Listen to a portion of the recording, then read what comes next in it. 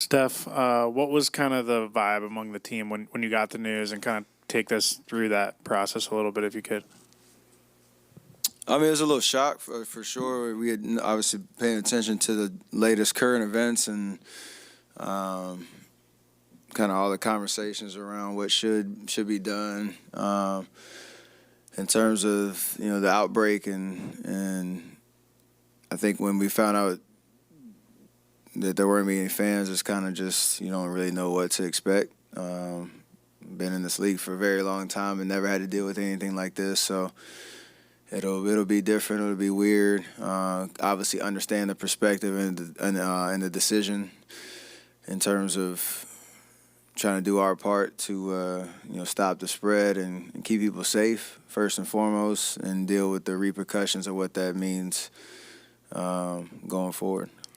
What were the last 5 days or so, 6 days for you? Like, you have the comeback, and then obviously, you get the illness, and you have to be tested, and then obviously what it's now become. I mean, it's obviously different, but again, you kind of just deal with what kind of cards you dealt with in terms of like I was excited to come back and play, and then started to feel a little under the weather, and obviously. The seasonal flu, all that type of stuff, it comes and goes for a lot of different people in different walks of life. But obviously now there's a little bit of heightened sensitivity, as there should be, with the coronavirus. So I had to go through my necessary process and steps and making sure I was all right and my family and the team and all that type of stuff. And everybody, all the experts in terms of who was in charge of that process stepped in and did all the right things. Steph, you didn't play last night, but if you were playing before a crowd, would you feel a little at risk? Would you feel a little leery about that at this point in time? Me personally, no. Just in terms of there's a lot of conversations around how people can protect themselves and the necessary things they should be doing on a daily basis. Obviously, there's risks anywhere you go, unless you're completely quarantined, but. Everybody has to just make the right decision for them. And I think the team is trying to do that. The city is trying to do that. We have jobs to do, and as long as there's games to be played, we're going to play them, whatever the circumstances or the atmosphere is like. But we've been educated the last week and a half on all the different ways to protect ourselves, our teammates, the practice facility, the arena, with our hygiene and things like that. So. Everybody's getting educated on that as we go along to try to get ahead of it as best you can. You're famous, and where you go, you draw crowds. Thanks. I know. Where you go, you draw crowds, which kind of, I guess, put you maybe even more sketchy situations than the regular citizen. How have you had to kind of combat that, and how do you expect to have to? Do you have to like almost hide out at times? I'm a homebody in general anyway, but a lot of stuff it's crazy just in terms of like the schedules. A lot of things have been canceled where you're supposed to hang out with fans or be at different events and things like that, and that's a necessary precaution. First and foremost, it's about protecting myself and my family and the ones that are around me the most. And so taking care of our household and things like that. But outside of that, there's been a lot of fist bumps and safe space in between, having good conversations. But other than that, it's you just have to be aware as best you can. We don't live in a bubble, but you can do things you can to protect yourself. Steph, you guys are going obviously on a road trip coming in a few days. And a part of that road trip, you're going out of the country. You're going to be on flights. You're going to different buildings. Are you just concerned with, I guess, everyday life in that? All that comes with that, just going in different spaces and going in different environments? It does cross your mind, just because you are, like you said, that you can't control everything. But again, it's about just being as educated as possible on what's going on. The latest, research and the patterns of how the virus is working, and again, doing your part to keep yourself and those around you as safe as possible. So, would I like to just be at home all day for 24 hours and, whatever, and quarantine myself? Maybe, but we all have to do things that we need to do, and there's people that are reliant on, the world working as it should, as best it can, and I think we're all trying to balance that. It's a tough thing for everybody. People that are out there working jobs that they can't necessarily take time off, they have to make hard life decisions. Like, there's a lot of things that everybody's dealing with in this time, and so for us to play a game, with no fans or have to travel and take certain precautions, like we'll do what we need to do and continue to just be aware of what's going on. Going through the flu, several days of the flu can render anyone's body pretty weak. Where are you in your recovery? I know you're set to return, but what are the things that you've experienced as you get set to make another comeback to the game? It's just an energy thing in terms of being able to exert the energy necessary to play a basketball game and still, not deplete your whole system. That was the kind of discussion before Tuesday's game or yesterday's game was I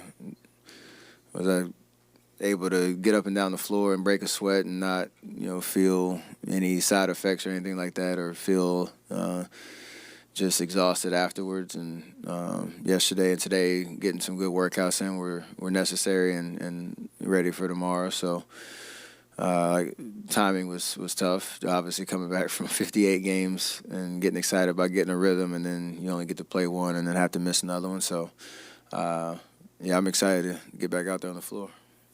What are you most curious about the environment tomorrow night? Probably just the lead up to the first 3 minutes of the game, because everything about our routines, is relying upon that kind of game day energy. Pulling up to the arena, seeing fans, outside of Chase, walking around in all the Warrior jerseys, and even the energy in the building. You can feel it all the way through the locker room, through the tunnel, and stuff like that. So once the game actually starts and you see another team out there, it'll be weird, but I think we'll kind of get into that flow fairly easily. But just that lead up to it, there's going to be a lot of big eyes out there just kind of observing how different the situation and the atmosphere is. Trying to play an actual NBA game that counts with no fans in the seats. So. Music. There was some talk that players might want music because they're used to it. For sure. Just try to make things as normal as possible. I remember the game in New York a couple years ago. They did kind of an old school throwback game with no PA announcer, but there were fans in the crowd. That was even weird, where you didn't have defense chants or instrumentals playing or whatever it was. So it'll be, I don't know how they're going to do it. At the end of the day, once we start playing, probably won't think about too much of that. Is there anything that you can do to prepare for that sort of atmosphere, or talk with your teammates, or is there anything else that you can compare it to? Nothing to compare it to, but the only thing is just try to have a conversation about how you raise your level of intensity from the jump, because you don't have that extra adrenaline rush of playing in front of 18,000 people like that. So that's really the only thing. Again, I know once the game starts, it'll be fairly easy to get into that type of flow, because the other team's going to be out here trying to beat us and vice versa. So that'll take care of itself.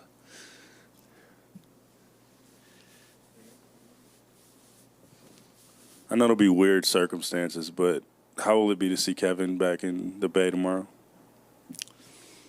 Oh, he's not coming now? Oh, well, never mind. Does he count as a fan because he's not playing? Ha. Thanks for watching ESPN on YouTube. For highlights and analysis, check out the ESPN app. And for live streaming and premium content, check out ESPN+. And whether or not they have to be quarantined. I'm told most of the players, most of the people associated with both teams, from executives to the players, staffers, they're all now headed toward getting testing, whether that's tonight, tomorrow. Rudy Gobert, again, like I said, he's been away from the team this evening. He's been feeling strong. In his mind, he was playing tonight. And so that lets you know he is strong and stable enough. But this is a serious situation, and I expect both of these teams tonight to get tested. I expect teams that just recently played Utah to get tested. I think that this is going to be standard protocol for all these teams associated with Utah, with Rudy Gobert. I know the games have been suspended indefinitely. We basically don't have an end date. But based on your reporting, this is obviously something that could last for weeks, right? I mean, you have to be quarantined for 14 days if you're involved in testing for the coronavirus, correct?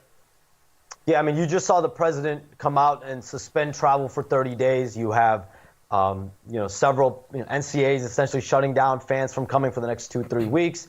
2 weeks has been the hiatus period for fans that was targeted and talked about around the league. And now you're probably going to have to put that same 2-week timetable at the very least on this situation, I imagine.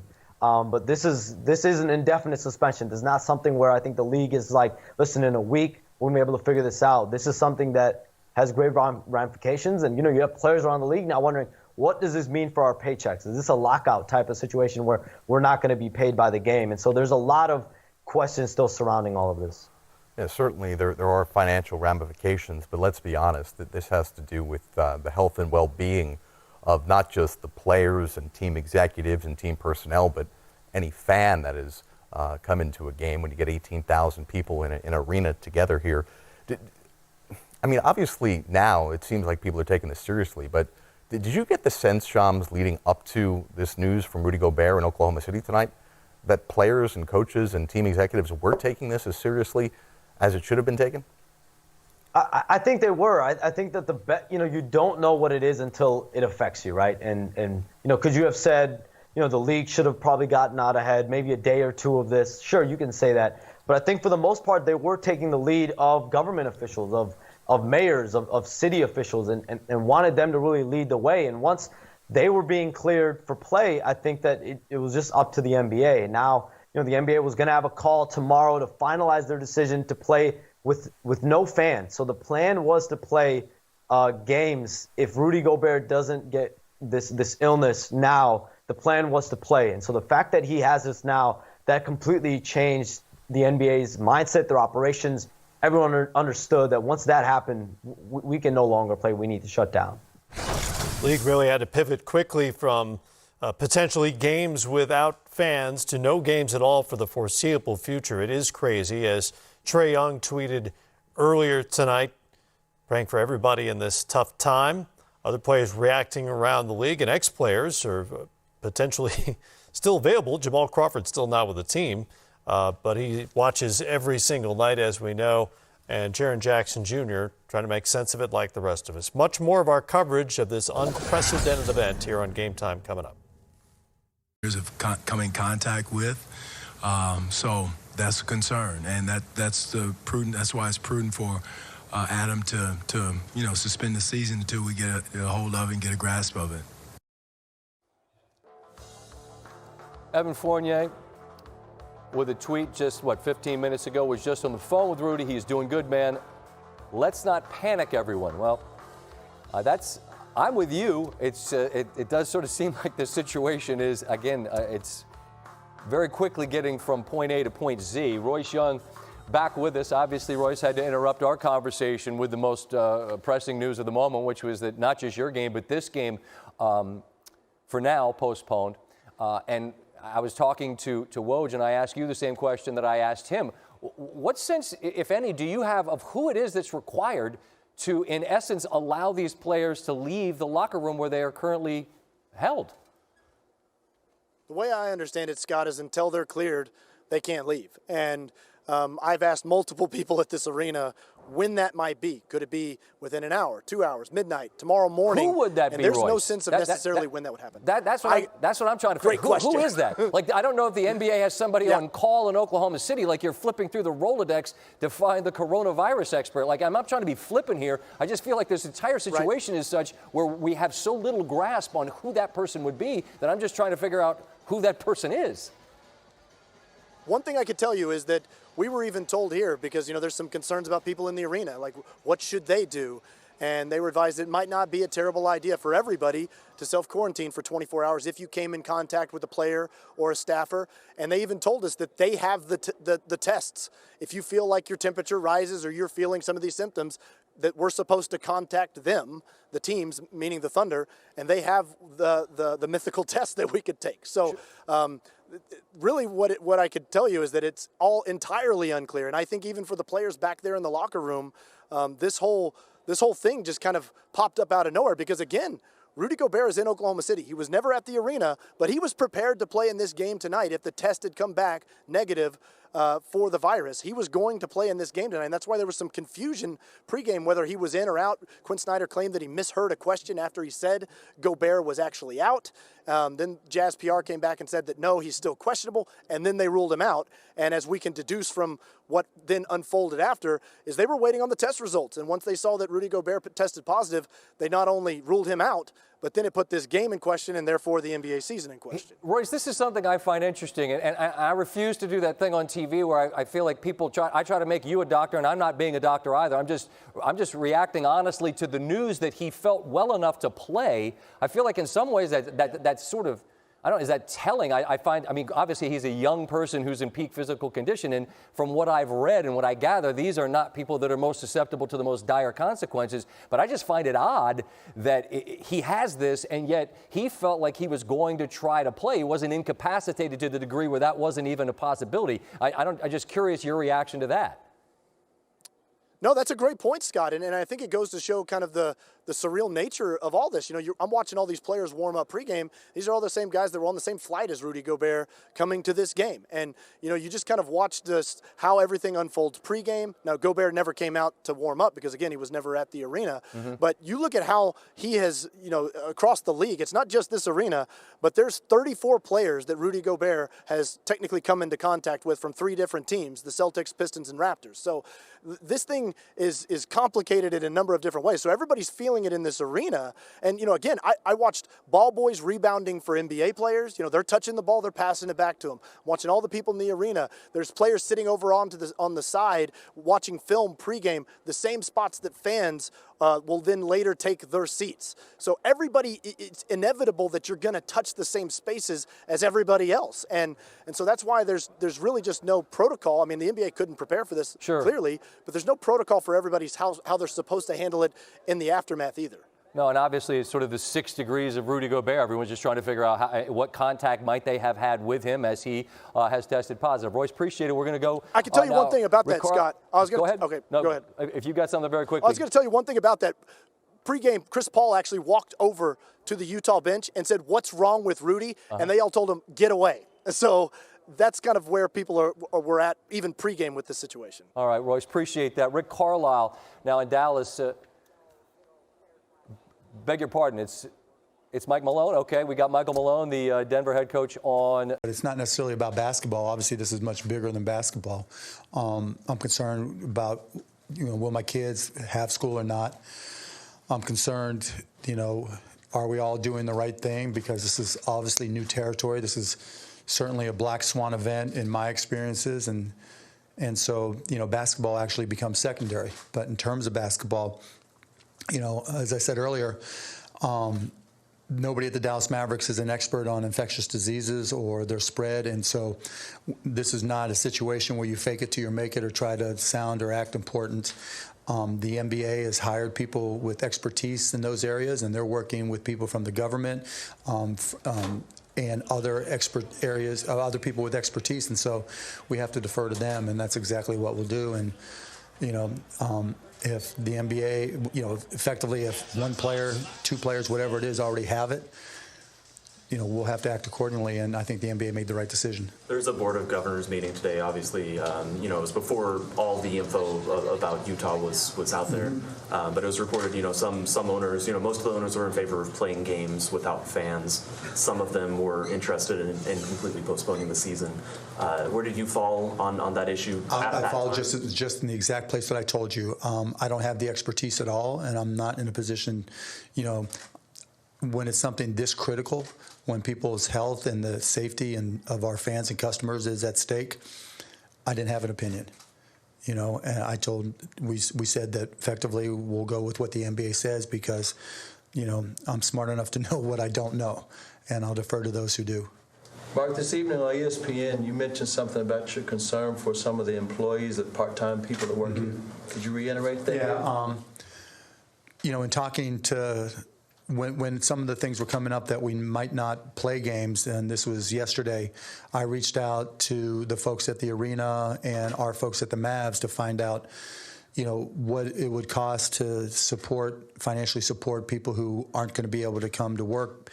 They get paid by the hour, and this was their source of income.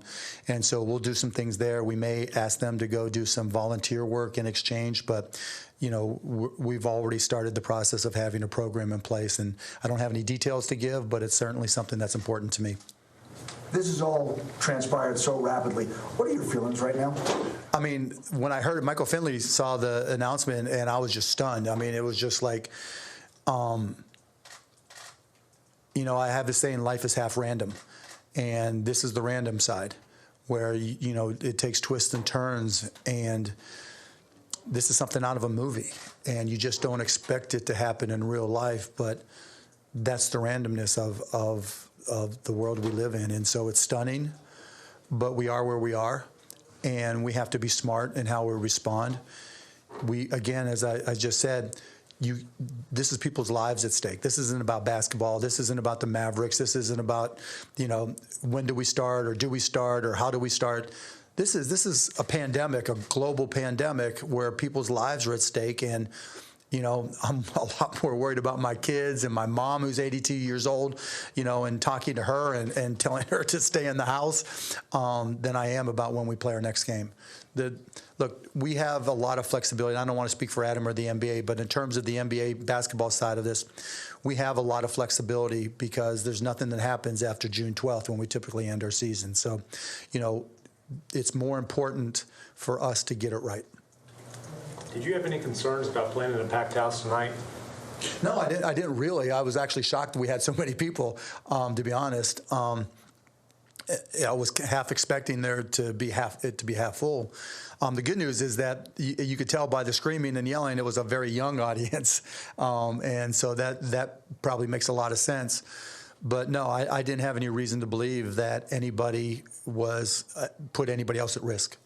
And we tried, last week we tried to be proactive. You saw we handed out all the Purells to everybody. So, that's not going to stop everything, but at least we can try to, take a little bit of action to try to minimize where we could. Thank you, Mark. Thank you, guys. Anybody else? All right, thanks, everybody. Yeah, JJ coming up, guys. And so that certainly was good information to have, for this game.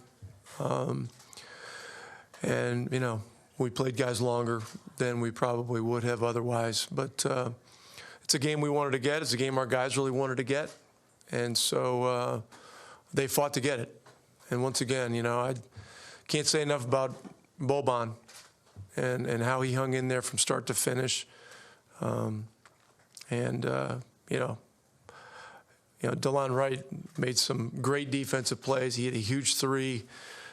His activity was a big part of the win as well. COVID-19 obviously has an incubation period, and Rudy is an NBA player who has played other NBA teams and so on. Is there thought processes to testing the players on this team, or being extra? You're asking questions that are beyond anything that I've been told. I'm sure that the league is doing a very deep dive into the appropriate next steps, and we'll just wait to hear and see what those are. We're off tomorrow anyway, and so that's what I know. Rick, what can you say about Courtney Lee's contribution to not only this game but also just this season in general? I love Lee, and he's a guy that's been, when he came in the trade last February. If you'd have tried to find Vegas odds on him being here beyond this trade deadline this year, the odds would have been very long that he would be here. But he's established himself as a guy that is a hell of an NBA player. He's a great leader in the locker room. He's a mentor to our young guys, everyone, from Luka to KP. to our other younger guys, Brunson, et cetera, and he's earned the right to be on this team this year, and he's gained everyone's respect. It's obviously still early on in this unique situation, but stepping out onto the court is like a sanctuary for you. Scott Van Pelt with you here at ESPN Sports Center. It's about 11 o'clock Eastern time. We were supposed to be bringing you the Pelicans and the Kings, but that game has been postponed on a night where the NBA has suspended its season following what happened in Oklahoma City with the positive diagnosis for Rudy Gobert of the coronavirus. This game was to have been played, the final game of the night, the Pelicans and the Kings, I beg your pardon. And not long before this game was set to jump, about 10 minutes before, players left the floor. Dave Pasch said, I don't know if they're going to play, and then it was determined that they would not. Andrew Lopez joins us now. You're with this Pelicans team, and they were supposed to play tonight, and then they didn't, and you've been with some of the key members of that front office and the team since then. What happened tonight, and why didn't they play? Everything started maybe about 20 minutes before tip when I think both teams realized that one of the officials assigned to the game tonight had worked a Jazz game, the Jazz-Toronto game, on Monday. So they came in contact with the entire Utah Jazz team, even though Rudy Gobert did not play that night. So they started to express concern. The Kings came out for warm-ups. The Pelicans were a little bit more apprehensive. The Pelicans never came out of the locker room. They seemed to gather, and players from both teams expressed a lot of concern to the NBA on whether or not they should play this game, and obviously the NBA ended up agreeing with them. Any specific comments from within that team, the locker room or front office about tonight? One of the players walked out of the locker room completely dressed, maybe 25 minutes after the cancellation, and just kind of shook his head and said, this is crazy. The players don't really know what to think right now. Some of the players, I think Lonzo Ball actually tried to come out and get shots up after the cancellation was made, just because that's part of what he does. And I think Brandon Ingram had to go out and pull him off the court and say, no, man, we're really not playing tonight. So the Pelicans are kind of in a daze, walking out that locker room, gathering their stuff. They're trying to get ready to leave, but it's just a weird situation now in an empty Golden One Center. Andrew, the fact that this night played out in such in real time and obviously in this unprecedented fashion, where we saw what happened in Oklahoma City, then the NBA announces that play is suspended, but after this game was scheduled to be held in Sacramento. Did you have any sense prior to them realizing that Kirkland was involved, whether they felt any apprehension or just found it odd, or just how were they processing the news, if at all? I don't think anybody really figured it out until about 30 minutes before tip or so. The indication was, as soon as the NBA announced, I happened to be standing next to NBA officials and Pels officials at that time the exact release came out. And as soon as that happened, the indication immediately from the Pelicans and the Kings was that the game was going to be played. It wasn't until later on when the issue with the referee came up that people started to figure out, hey, maybe we shouldn't play this game. The Pelicans started to figure out, we don't really want to go on the court. It wasn't until then. Up until that point, the plan was for them to play this game. Okay, that's interesting. So prior to realizing Courtney Kirkland was involved as an official, they were just like, all right, we're going to play this game. And then obviously that didn't happen. Andrew Lopez there in Sacramento. Appreciate your time. Thank you, sir. All right, here's a statement from the NBA. To that point, the National Basketball Association game between the New Orleans Pelicans and Sacramento Kings scheduled for tonight at Golden One Center has been canceled. All right, so earlier I said postponed. They said canceled, postponed, canceled, whatever. The game was canceled out of an abundance of caution because one of the referees assigned to work in the game also worked a Utah Jazz game earlier this week. Earlier tonight, the NBA announced that a player on the Utah Jazz had preliminary tested positive for the coronavirus. Adrian Wojnarowski joins us again now. So that statement about Kirkland's involvement here, and so I guess that speaks to why these games can't go on, because it's, again, I called it sort of 6 degrees of Gobert. I mean, if anybody that would have shared the floor and been in contact with him, I guess, would reasonably consider someone that you don't want to be on the floor with tonight. So that's what happened. What's your understanding of that, Woj? That's right, Scott. And the fact that the Jazz and Oklahoma City Thunder are both in Oklahoma City, still at the arena tonight, quarantined. I'm told that for the Jazz team to even get back to Utah, that there's got to be a cooperation there between, the Health Commission in Oklahoma and working in concert with those in Utah. You just don't get on a plane, even a team charter, and go home. And so if you have two teams that are in that self-quarantine, you can't play the rest of the schedule. The rest of the league can't go on if those two teams are there. So that made it easier, a clear decision for Adam Silver tonight to just suspend the season and then try to start gathering up the facts here as we move forward without games being played beyond tonight. All right. Well, so business as usual is on hiatus as well. What will business be? I mean, what will the process for the league be as they wait to see if there are others or how long it is before Gobert is okay? I mean, that's the bigger picture question I have for all of us. Like, how do any of us know when the coast is clear, so to speak? Do you have any sense of what the NBA intends to do while on hiatus? Well, Mark Cuban told reporters in Dallas, according to Tim McMahon, that teams are allowed to continue practicing. They can stay together and keep working. But, I think for right now, and even yesterday in conversations I was having around the league about how they were going to move forward, the thing that kept coming back was there still had been so little testing done in this country, around the league, that they didn't know what this was going to look like in a week, 2 weeks. Well, it's a day later, and now we have our first player, Rudy Gobert, who has tested positive for the coronavirus. And listen, he may not be the last. And so for the league right now, they've got to get players are certainly going to get tested who have, whether it's on the Jazz, on opposing teams. I'm already hearing from agents tonight whose players on other teams want to get tested. And so that's going to move forward here. But I do know this. There's still a feeling around the league tonight that this season will resume at some point. But clearly it's going to be a truncated schedule. That's a smaller concern for another day, I'm sure, as people in sports and the world at large are just trying to figure this out in real time, day by day, moment by moment. Woj, sit tight, more from you in just a moment. Malika Andrews joins us now live. And Malika, you've been in touch with players around the league and I guess in some cases maybe sharing the news with them that perhaps they did not know. What has been reaction among those who you've conversed with tonight?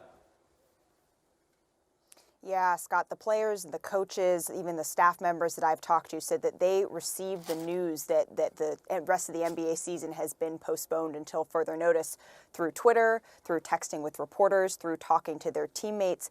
And now I've even spoken to a couple of people who have come into contact with the Utah Jazz who had a player test positive for the coronavirus. And what they are concerned with now, they are waiting for team doctors to tell them, is a quarantine going to be necessary? And furthermore, for the players and for the staff members that are already on the road in different cities, will they have to quarantine in their hotel in a foreign city, or are they going to get the go-ahead to fly back to their home city, stay home there, and wait for further direction?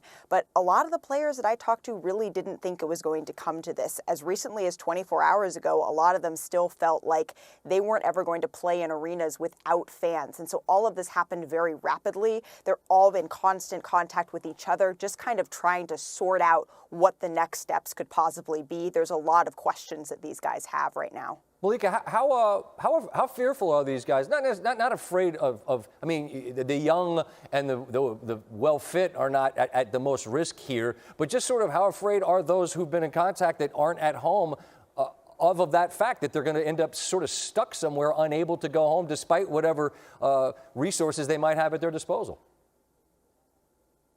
Yeah, you know, there is a little bit of uncertainty and nervousness is what I'd call it over fear. Over the last couple of days, I've been told that the team doctors have really been stressing the do not panic because of exactly what you said, Scott. Because these guys are young, because they are not in the demographic that necessarily is going to be most affected for severe cases by the coronavirus. But still, they are a little bit nervous, and that is why you saw this steamroll effect happen so quickly where the league said, you know, we can't have these these games going on anymore because there were players that were already saying, hey, wait, this opponent that we're going to have in 2 days they played the Jazz 2, 3, 4, 5 days ago. And so that spread so quickly and that discomfort spread so quickly that they couldn't risk putting the guys back on the court.